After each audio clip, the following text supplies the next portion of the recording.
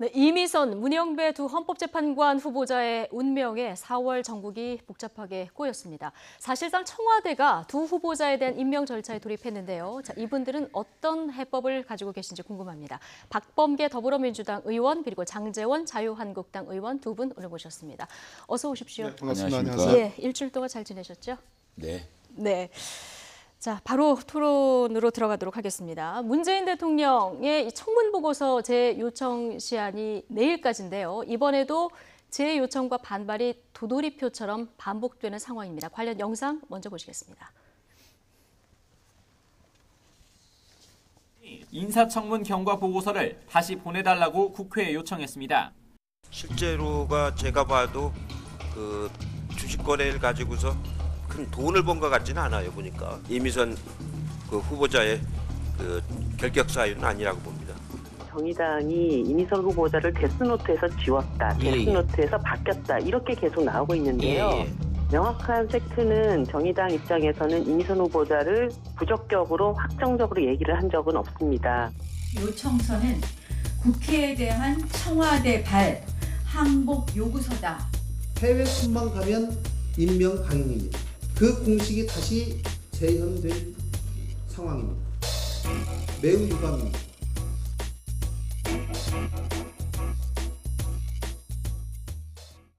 네, 청와대가 정면 돌파를 선택했습니다. 지금 주식거래 결격 사유가 밝혀진 게 없다 이런 입장인 것 같은데요. 지금 나경원 원내대표 얘기 들어보셨지만 이건 항복 요구서다 이런 얘기가 나왔거든요. 어떻게 보십니까? 그래서 이제 제가 1996년도에 이미선 후보자 또 부군인 오충진 변호사 그 당시에 이제 다 두 분 다 판사였습니다. 예. 그때 같이 근무를 했었는데요. 서울중앙지법에서 제가 아는 이미선 판사는 남편이 하는 그러한 재산거래 특히 주식거래에 대한 구체적인 내용을 알 생각도 없었고 예. 알 수도 없는 그런 성품의 소유자입니다. 예. 대법원 재판연구관을 5년 가까이 했는데요.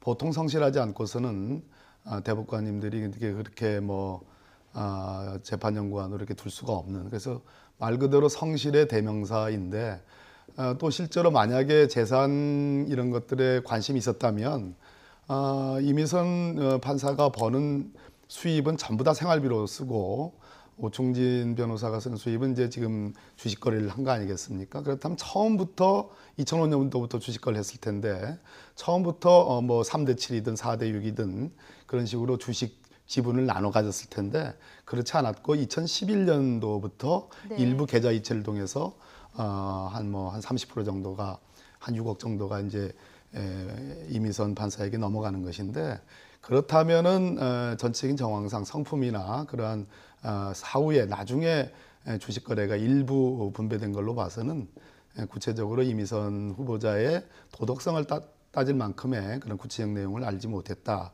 더군다나 오충진 변호사가 설명하는 것을 보면 적어도 재판에 영향을 미쳤냐 또는 내부자 정보를 알아서 그것이 주식 거래에 영향을 받았느냐, 이 점에 대해서는 전혀 무고하다라고 강조를 하고 있기 때문에 자유한국당에서 지금 금융위나 검찰에 고발하지 않았습니까? 예. 그래서 그 부분은 저는 믿고 싶고요.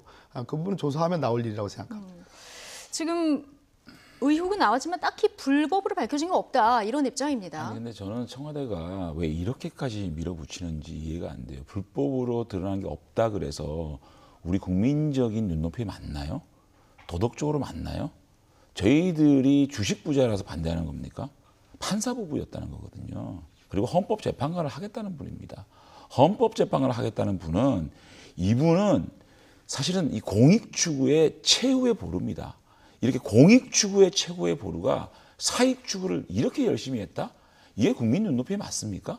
이렇게까지 국민의 55%가 반대하는 분을 밀어붙이는 이유가 도대체 뭔가? 청와대가 인사검증을 실패했다는 것을 자인하고 인정하기 싫었기 때문에 밀어붙이는 거 아닌가라는 생각밖에 안 드는 게, 이유정 헌법재판관이 주식 문제로 낙마하지 않았습니까? 그러면 그 주식에 이렇게 주식으로 많은 투자를 했다라고 하면 자세하게 들여다보고 여기에 어떤 문제가 있는지에 대해서 자세히 검증을 했어야 되는데, 사실은 제가 질문을 하지 않았습니까?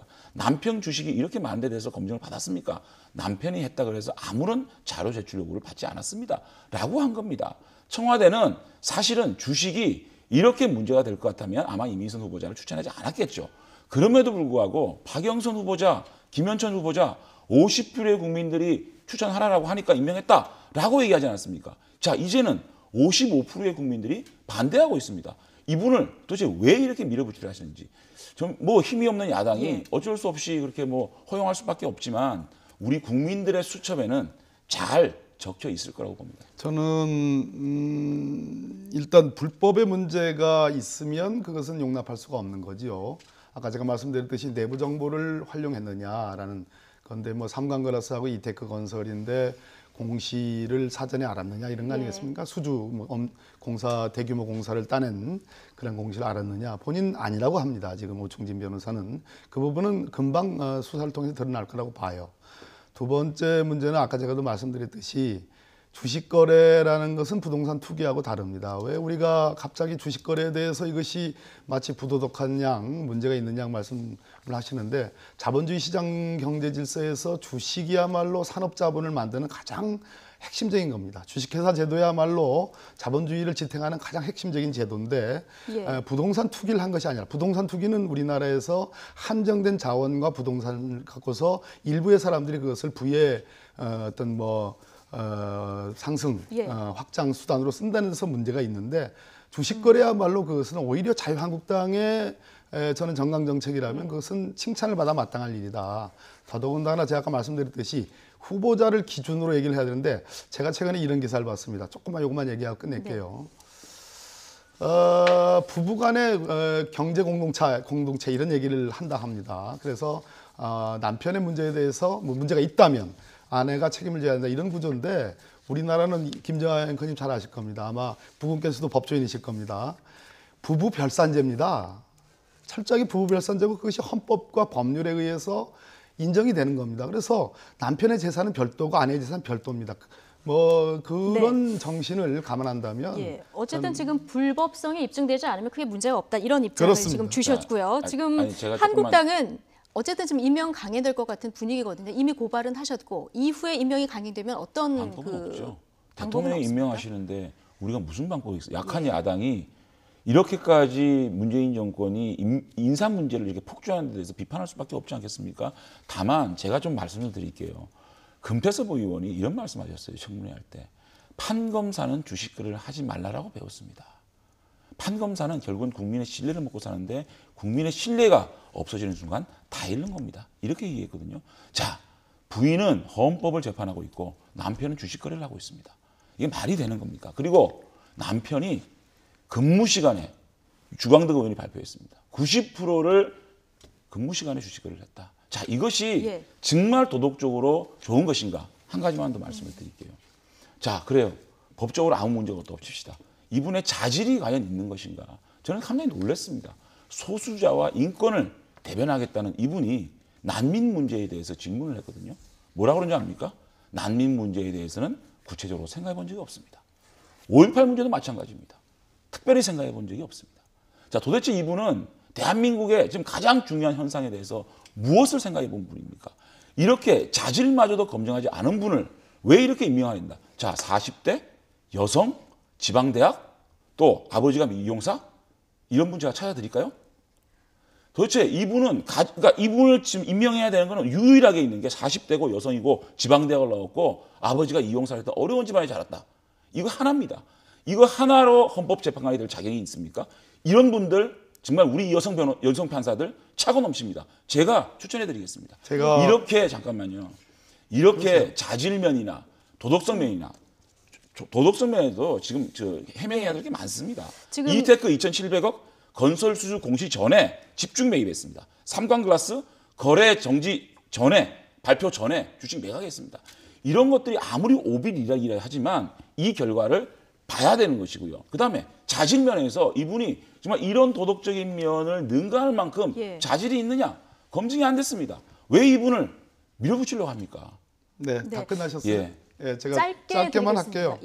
금태섭 의원님, 우리 민주당의 법사위원님 지적을 하셨는데 글쎄 금태섭 의원님은 검사가 되면서 그런 공부를 배우셨는지 모르겠는데 저도 판사를 했는데요. 뭐 주식 거래하지 말라 그런 교재가 있었던 거는 기억이 나지 않습니다. 글쎄 판검사님들이 현직에서 주식 거래를 하지 말라는 그런 교본이 있는지 저는 금시초문이고요. 근무 중에 할 수가 없습니다. 판사나 검사나 본인의 공무상의 그러한 컴퓨터, 공용 컴퓨터를 가지고 주식 거래 할 수 없어요. 예. 그래서 그것은 적절한 지적이 아니라는 말씀드리고 예.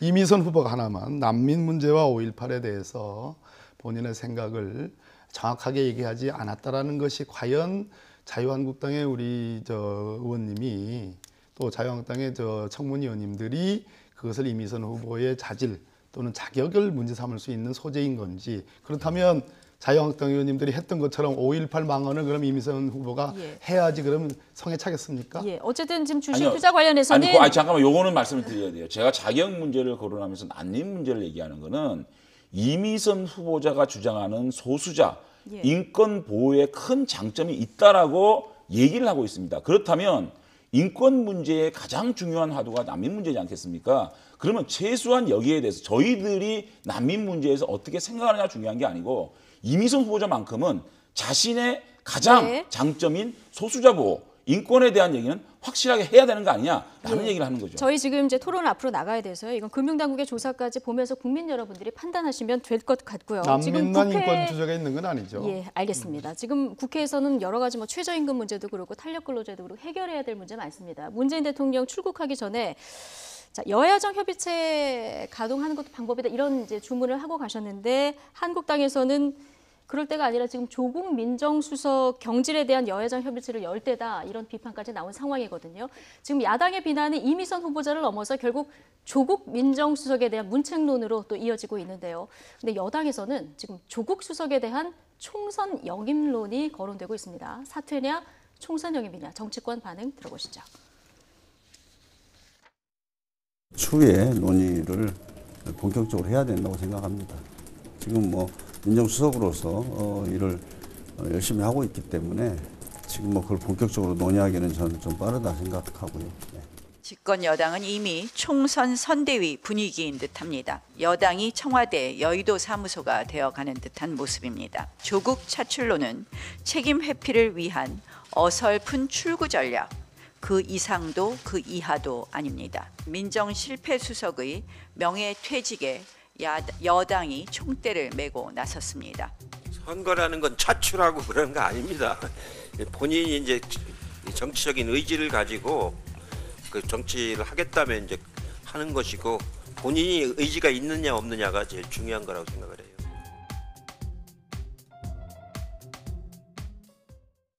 네, 조국 수석의 총선 투입 이게 지금 원내대표들은 가능성을 검토하겠다 이런 얘기를 해서 이게 지금 당 차원에서 검토가 되고 있는 건지 먼저 좀 여쭙겠습니다. 검토야 이제 가상의 어떤 현실을 전제해서 이런 경우 저런 경우에 득표력이라든지 그분이 갖고 있는 뭐 대중적인 인기라든지 이런 것들을 정당으로서는 항상 할 수밖에 없어요. 예. 그러나 제가 조국 수석과 많은 그 얘기도 나눴고 여러 가지 교분도 있는데요. 조국 수석은 아마 정치에 대한 또 출마에 대한 그런 생각이 없습니다. 실제로 그런 의사와 의지가 없습니다. 다만 부산시당위원장인 전재수 의원이 여러 가지 상황을 감안해서 조국 수석이 다음 총선에서 부산에 출마하면 여러 가지 구도상 좋겠다, 인기도 있고 또 뭐 굉장히 대통령의 신임도 있는 분이니까요. 그렇지만 저 개인적으로 놓고 볼 때 조국 수석이 공수처를 비롯해서 사법개혁에 관한 의지가 굉장히 강하신 분이고 특히 검찰의 정치적 중립성, 수사의 독립성과 관련해서 관여하지 않는 그런 모범적인 그런 민정수석을 해왔기 때문에 이러한 제도적 지금 뭐 패스트트랙 문제도 지금 거론되고 있지 않습니까? 그래서 이러한 제도적인 완비를 뭐 설사 그것이 다 완전하지 않더라도 어느 정도 가닥이 잡힌 뒤에 정치에 대해서 생각하는 게 좋겠다. 그러나 아까 이해찬 대표님이나 우리 홍영표 원내대표님 말씀처럼 정당으로서는 가장 좋은 후보들을 적재적소에 내는 것은 언제나 검토할 수 있는 겁니다. 언제든지 검토할 수 있는 부분이다. 근데 나경원 원내대표 얘기 조금 전에 들어보셨는데 네네. 이게 지금 조국 수석의 총선 영입론 나오는 게 어떤 책임 회피를 위한 어떤 출구 전략 아니냐 이런 얘기를 했거든요. 이 부분에 대해서는 어떤 입장이십니까? 아니 그랬을 것 같으면 진작에 그런 얘기들을 하고 그런 부분에 어떤 퇴로랄까 어떤 그 우리 추구 전략이라고 얘기하지 않습니까? 흔히 정치권에서 그런 걸 만들지요. 저희들은 기본적으로 뭐 인사검증과 관련해서 이러쿵저러쿵 지금 야당에서 얘기를 합니다만 결정적으로 그런 것보다는 훨씬 종전의 민정수석, 과거 이명박 박근혜 정부 때의 여러 민정수석, 특히 우병우 민정수석을 기억하는 분들은 그것이 국정농단의 원인이 됐기 때문에 그런 측면에서 조국 민정수석의 여러 가지 처신과 또 방향, 지향이라는 것이 새로운 민정수석의 상을 보여드린 것이다. 그렇기 때문에 저는 과가 크지 않다 이렇게 보는 겁니다. 그래서 문책문을 전제로 한 그런 질문에 대해서는 동의하기가 어렵죠. 예, 한국당에서는 계속 조국 수석 경질을 요구하고 있는데 민주당에서는 좀 총선 영입설이 나오고 있거든요. 어떻게 보고 계십니까? 그 얘기를 전에, 대통령께서 예. 여야정 협의체 말씀하셨잖아요. 네. 제가 조금 심한 말 할게요. 이렇게 인사를 폭주를 하셔놓고 여야정 협의체요?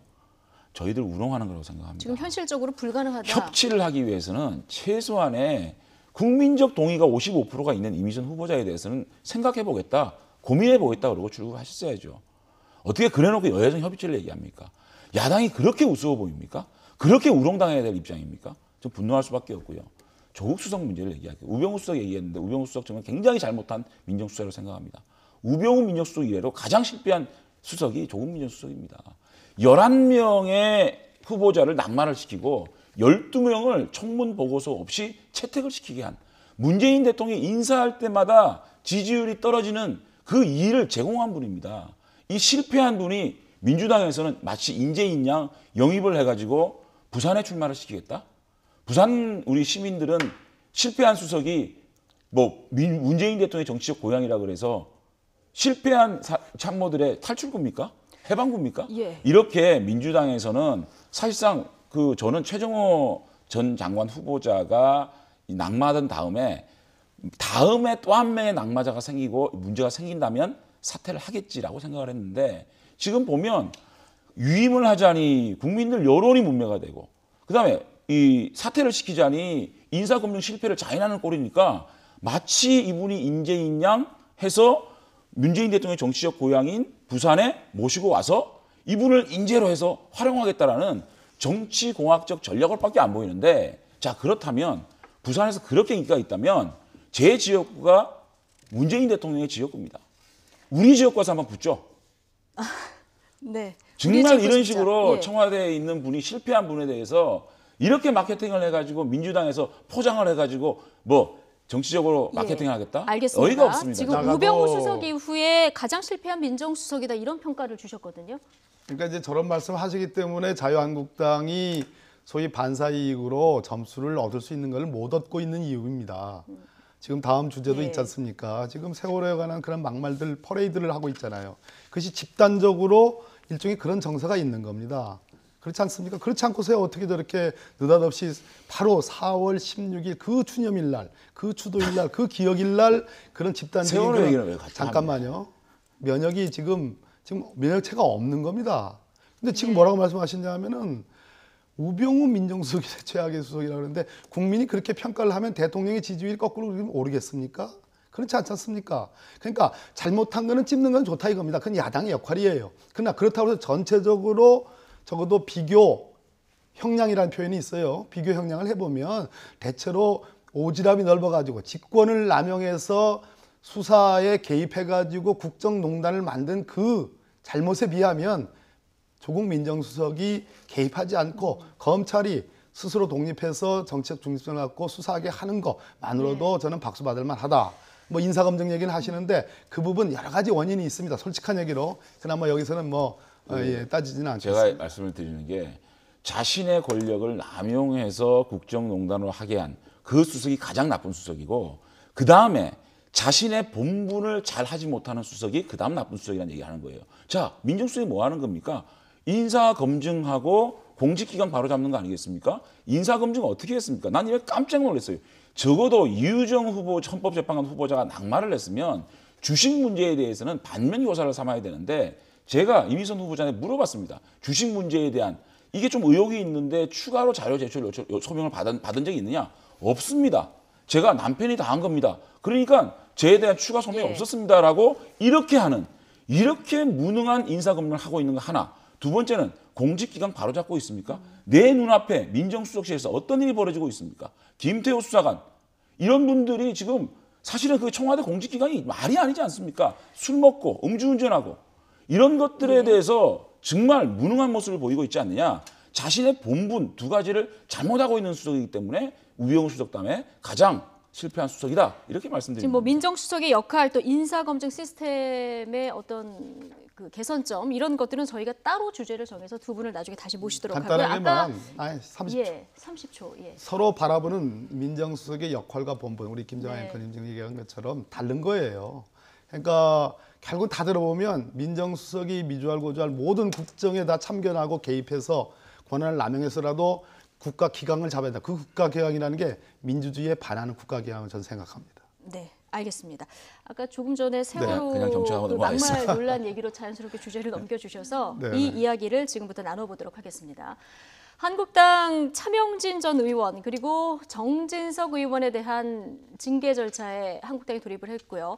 황교안 대표 역시 신속한 사과에 나섰습니다. 하지만 당내에서 이와 또 다른 목소리도 나오는데요. 자, 이 문제를 지켜보는 민주당의 입장까지 같이 들어보시겠습니다.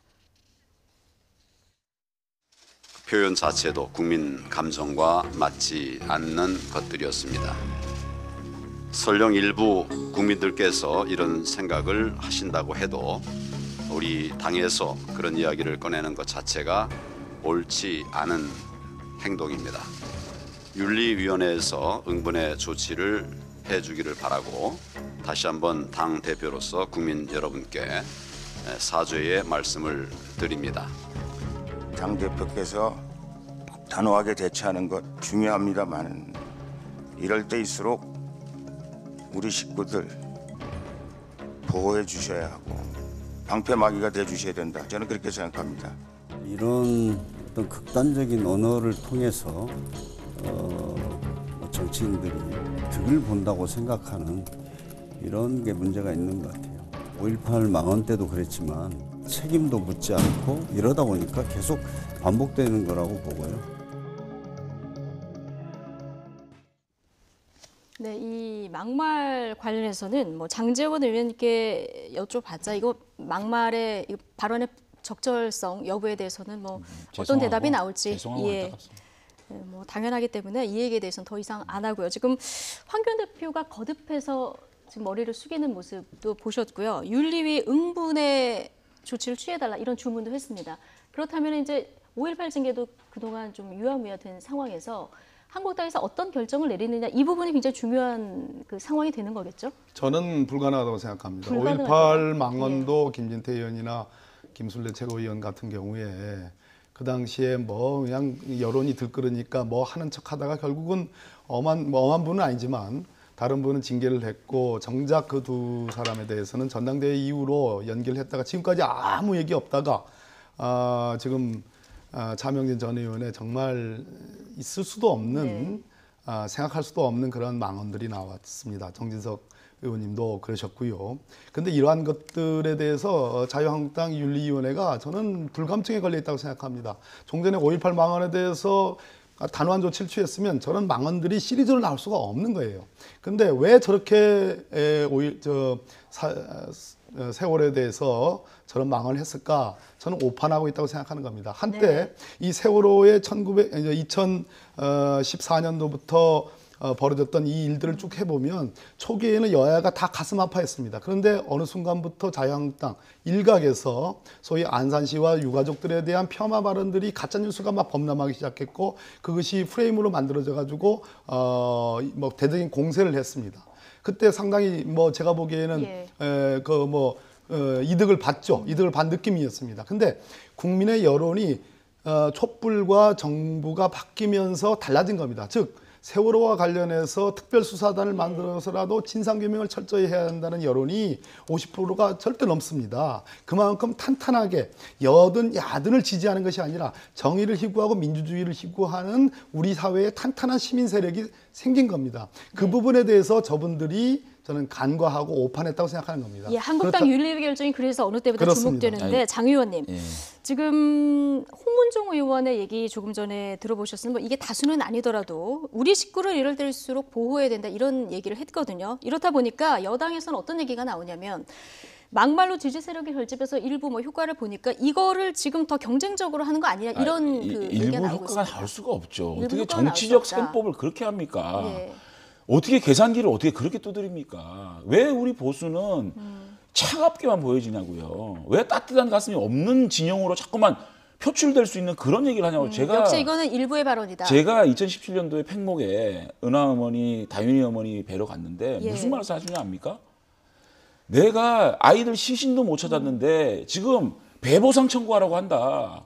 배보상 청구를 내가 어떻게 하냐. 그 기간을 좀 세월호 인양된 다음에 연장할 수 있도록 해달라라고 얘기하는 어머니들이 계신데 거기에 아이들을 가지고 뭐 우려먹고 어쩌고 저쩌고 어떻게 그렇게 이런 얘기를 하고 또 우리 당 내부에서는 이걸 감싸야 된다는 얘기를 하는지. 네. 참 저는 이게 네. 우리 의원들, 우리 당원들의 대부분의 모습은 아니다. 저는 네, 이렇게 생각합니다. 알겠습니다. 이거 진정성을 증명을 하시려면 윤리위에서 이 두 분 전현직 의원들에 대해서 어떤 결정을 내리느냐 국민들이 아마 이걸 즉각적으로 지켜볼 우리 것 황 같고요. 대표께서 예. 대신 사과를 하시고 말씀하셨기 때문에 저는 네. 기대해 봅니다. 그다음에 이 당시 세월호 당시에 책임자 문책을 어디까지 할 것인가 두 분 의원님이 좀 생각이 다를 것 같은데요. 지금 황교안 대표의 책임론 일단 박범계 의원님은 어떻게 생각하십니까? 다른 걸 떠나서 지금 황교안 대표께서 저 이제 차명진 전 의원 저런 발언들에 대해서 국민께 사죄하는 모습은 일단 평가를 합니다. 그러나 돌이켜 보면 지금 세월호가 9시 45분까지 그대로 있으라라는 안내 데스크에서의 방송이 나왔다는 그러한 자료들이 있습니다. 그 얘기는 거꾸로 그 안내 데스크의 CCTV가 그때까지 작동됐을 가능성이 높아요. 예. 근데 DVR이라고 그 CCTV의 그 기억 어떤 영상 기록 장치라는 것이 지금 조작됐을 가능성이 모든 언론들에 지금 나오고 있습니다. 심지어 해군 관계자의 말을 빌면 32분짜리 그것을 네. 탐색해가지고 수거하는 그 영상조차도 지금 조작됐을 가능성이 높다는 거 예. 아니겠습니까? 네.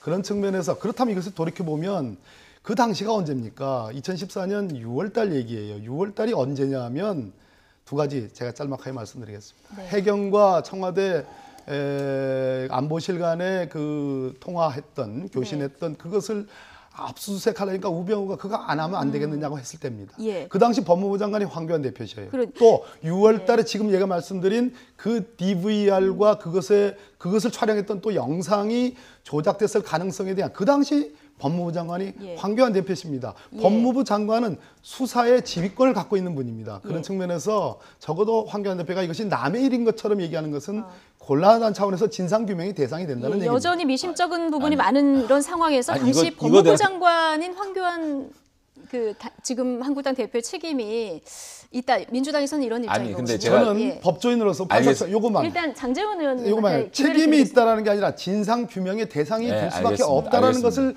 직위상 네. 분명하다. 제가 이런 얘기입니다. 4.16 연대나 또 유가족 협의회에서 황교안 뭐 대표에 대해서 뭐 수사하라 의혹이다 그렇게 얘기하는 그 피 맺힌 한은 네. 이해를 하겠습니다만은 그거를 받아가지고 민주당이 상대 카운터파트 제1야당의 대표지 않습니까? 예. 그분을 향해서 그 당시에 법무장관에 있었다는 이유만으로 마치 무슨 수사를 은폐하고 조작해야 되는 지시를 했던 것처럼 이렇게 의혹을 사는 그런 발언은 좀 자제했으면 좋겠다. 네. 어차피 세월호 특조위에서 조사를 하고 난 다음에는 만약에 문제가 있으면 수사 의뢰를 할 겁니다. 네. 그때까지는 이런 정치적 공세, 특히 어저께 같은 경우에는 세월호 우리 5주년이었잖아요. 이런 거를 상대당 대표에게 얘기하는 거는 저는 부적절했다고 일단 생각합니다. 정치 공방으로 확대되는 것은 부적절하다 이런 의견이시고요. 이 얘기는 여기서 지금 정리하겠습니다. 미래로 가야죠, 미래로. 예.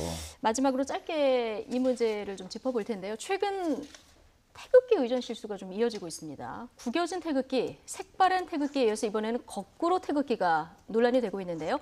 차현주 앵커가 먼저 정리해드립니다. 이른바 거꾸로 태극기가 논란입니다. 해외 순방에 나서는 대통령 전용기에 태극기가 거꾸로 꽂혀 있었던 겁니다. 얼마 전 외교 현장에서 구겨지고 빛바랜 태극기가 등장한 일도 있었죠. 잇따르고 있는 태극기 순환 정리했습니다. 중앙아시아 3개국 순방에 나선 문재인 대통령 전용기 공군 1호기의 출발 전 모습인데요. 전용기 앞부분에 태극기 위아래가 뒤집힌 채 걸려 있죠. 20여 분 뒤 문 대통령 부부가 탑승할 때는 제대로 돌려서 걸었습니다.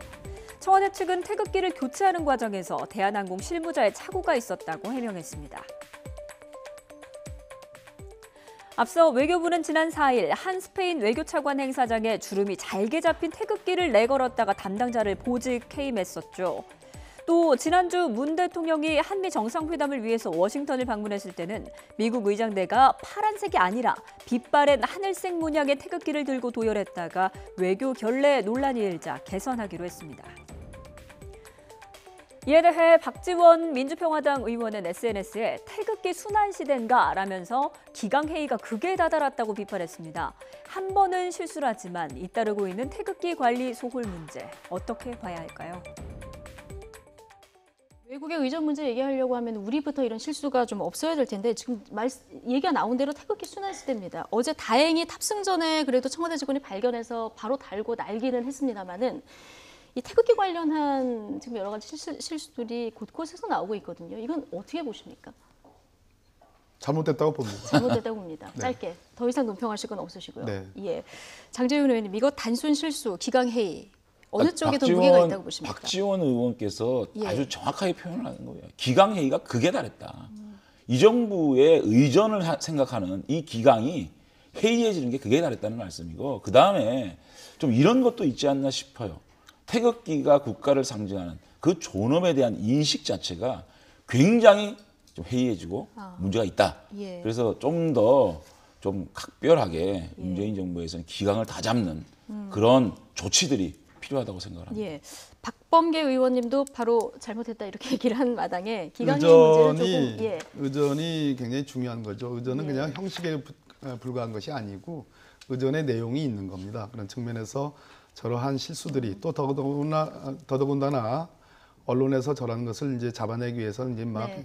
굉장히 신경을 많이 쓰잖아요. 그럴 때일수록 우리 담당 공무원들이 경각심을 좀 높일 필요가 있다고 생각해요. 네, 알겠습니다. 오늘 두 분 말씀이 여기까지 듣겠습니다. 더불어민주당 박범계 의원 그리고 장제원 자유한국당 의원 두 분과 함께했습니다. 고맙습니다. 네, 고맙습니다.